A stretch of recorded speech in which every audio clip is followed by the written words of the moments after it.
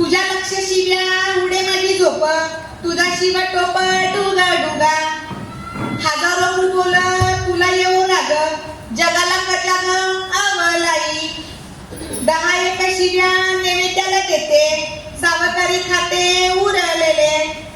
कुशब्द शेकड तुला मी घालते, सावकारी तुला मी जाणते काळ तोंड्या. एकले मी अरे ये विचार जाब, माझा जवाब दर्शनी घे. असा ऐकलं का देवा? ऐकलं तुम्ही आवलाईचं? आता सांगा तुम्ही, मी चिडून ऐकलं काय करू? काय काय ऐकायचं राहिलं अजून?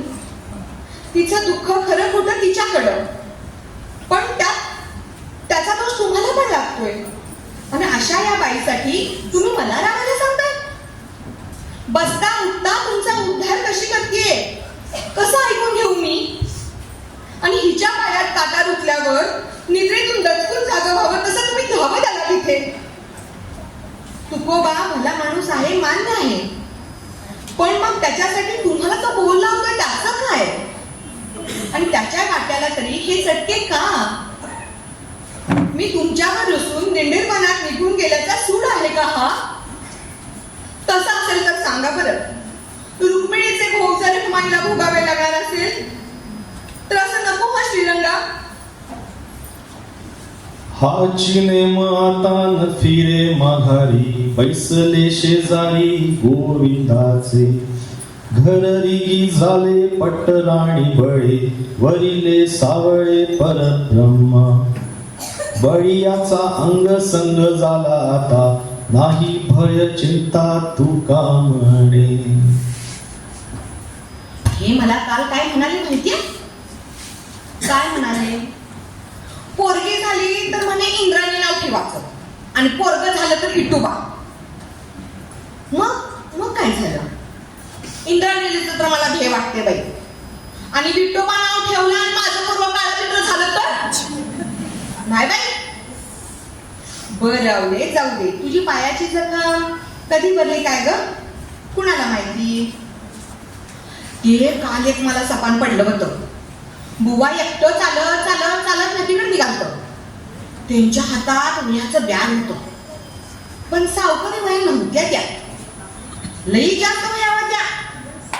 ते त्यांच्या माग मी आवाज देत पळाले, पण त्यांनी लक्षच दिलं नाही. ती गावच्या गल्ल्यांमध्ये लोक धुळवड खेळायची. बुवा त्या धुळीमध्ये चालायला तर मी त्यांच्या माग चाललोय. अचानक पाऊस सुरू झाला. सगळं निळं जांभळं झालं. बुवा पाण्यात उतरले, कमरेपर्यंतच्या पाण्यात. मी त्यांना हाका मारत मारत मारत जाऊन पाण्यात उतरलो की, आणि त्यांच्या पाठमध्ये उभे राहिलो. ते एकदम नदीच्या मध्ये वह्या घेऊन गेले.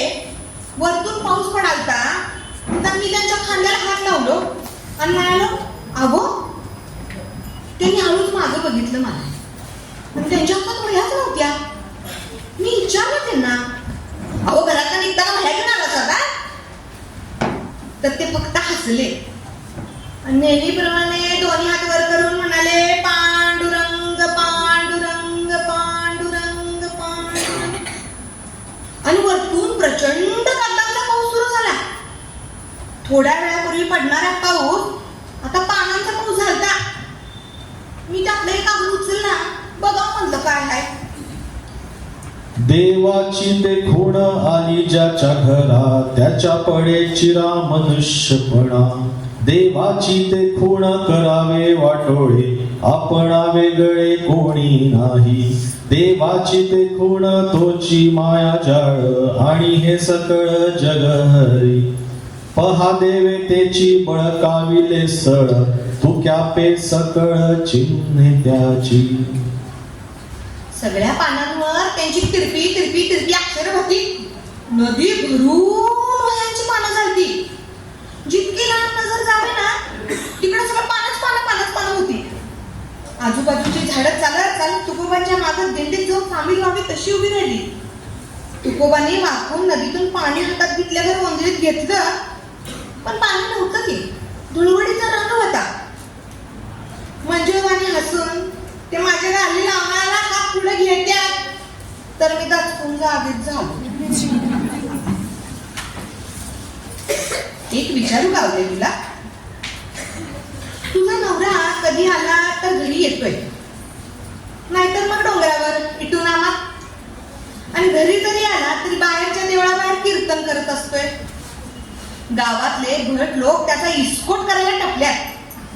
आता तर सावकारी बुडवल्यानंतर कालपर्यंतची लोक त्याला तुका शेठ म्हणत होते, ते आता त्याला सांगतात जरा लाकडाची मोळी पुचवून दे, रात्री शेत राखणीला ये, असं काय बाई कामं सांगतात त्याला. ज्या लोकांची सावकारी बुडवून त्यांना कर्जातनं मुक्त केलं तुकोबानं, त्यांनीच त्याला नालायक ठरवलंय. तुकोबा अशा लोकांसाठी नदी पोहून जातोय ज्यांनी त्यांच्यासाठी कधी फूल बी पार केलेला नाही. तुझं माहेर सावकारी घर आहे ना ग, आणि इथे इतका त्रास, रोज भांड्याला भांड लागतंय, तर थांबलीस कशाला ग? खाय प्यायला महाग झालंय तरी तू थांबलेस का नाही गेलीस ग? अगं रुसायचं काम रकुमायचं, ती देवी हाय, आपण कुठं येऊ घेऊ, आणि म्या रुसून जाऊ कुठं? मी जर रुसले तर यांचं काय? आणि कसं का असणार, लिवत्यात धुणे जर चांगलं, उगा इतके टवळे नादे लागल्यात होय त्यांच्या. देवाला शिव्या शाप देत का घालत का विना, पण तिन्ही त्रिकाळ मी बी त्या देवाचंच नाव घेतोय की. मी हाय म्हणून 2 घास बळ घालतोय नवऱ्याला. मी कज्जर देवाला काय शिव्या घालते माहित आहे तुला? का बरं, का आवले देवाला शिव्या घालत्यास? एक दिवस तो देव वैतागल आणि मला जाब विचारायला येईल की का बये इतकी का बोल लावत्यास मला? तेव्हा मी त्या इट्टूरायाच्या हाताला पकडून घरी घेईन, रिकामं भांड दाखवीन त्याला. ते भिताडातलं रिकामं खातं जिथं पहिला सावकारी भया होत्या ते दाखवीन त्याला. मग इंद्राणीला घेऊन ते आणि शेवटी भंडार डोंगरावर येईल आणि दाखवल, हा बघा यो तुमचा तुकोबा. होईल काहीतरी, इच्छा असू दे किंवा नसू दे, पण त्याला कळल तरी एक जोडपं हाय, 30 रात त्याचंच नाव घेतय. आणि रुसल्यावर सोडून जायचं असते होय बये? घरावर नसून गेले आणि परत यायची इच्छा झाली तेव्हा घर जागेवर नसून तर यांनी लिवलेलं घरीदारी होते, बाजारात होते, सगळीकडे होते. म्हणजे आमचं यांनी येडं काहीतरी शानच लिवत असतील ना काय? माणसं कायमची नाही बये, गेल्यावर परतून येतात, तर घरानं जागा बदलायची नसते.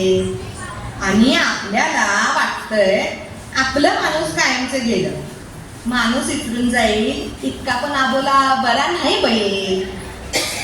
रुसला ना ती जरा आखळूनच बोलायचं असते. पाऊस येवो न येवो, प्रत्येकानं आपापल्या वाट्याची जिमीन नांगरत राहायचं असते. आवले हे जिजा निजलीस होय ग? झोप आहे, शांत झोप. तुझ्या नांगणीला पावसाशी संबंधित नाही, आणि माझा पाऊस कुठेतरी रानातला कोसळतो हे तुला कधी कळणारच नाही. आपलं आभाळ आपण बांधून हक्काचा पाऊस होता आलं पाहिजे बाई. आवले तुला एक सांगू, शेवटी आपल्या जखमेवर आपल्याच पदराची चिंधी टरकून लावावी लागते आपल्या बाईच्या जातीला. तुझी चिंधी वेगळी आणि माझी वेगळी, पण एक सांगू, खरा पांडुरंग मुरला तर तुकोबा रायामध्येच. देवाची ते खुण करावे वाटोळे, आपण वेगळे कोणी नाही. देवाची ती खुण तोडी माया जळ, आणि हे सकळ जग हरी, फक्त समर्पण. मी आपलं एक घेऊन बसले होते, आधी राधा, नंतर ती जनी. सावळेगाव सोसायटी कुणी. किसना सोबत लग्न झालं नाही तरी राधा किसना हा मंत्र झाला. आठवेल बरं? आता पिटूरकमाई हा मंत्र झाला, पण कधी तर तो तुक्याचा असतो पांडुरंग, तर कधी तो चालीचा. माझा मुक्कामार मात्र निळाशार निबिड होत काळा झाला. मान अपमान गोवे अवघे गुंडूनी ठेवावे, हेची देवाचे दर्शन सदा राहे समाधान. शांतीची वसती त्याचे खुंट काळगती, आली उर्मी साहे तुका म्हणे थोडे आहे.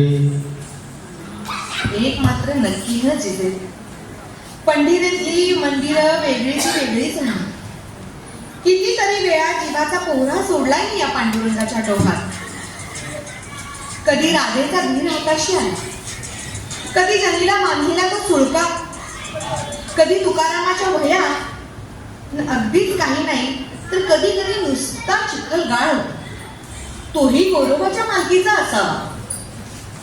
पण ज्या रीत्या मनानं हे सगळे पांडुरंग नावाच्या गाभाऱ्यात असतात, ना तो मनाचा गाभारा मला गवसला, ना तिथून उमटलेला प्रतिध्वनी.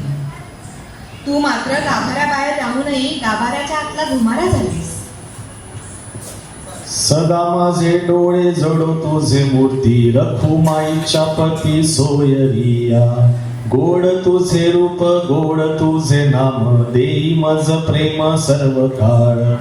विठो माऊलिये हाची वर देई, संचरोनी राही हृदया माझी. तुका म्हणे काही न मागे आणिक, तुझे पायी सुख सर्व आहे. बाई आवले, अगं तुझी पायाची जखम भरली की ग? बरं झालं बाई. चल निघते मी आता. पांडुरंग.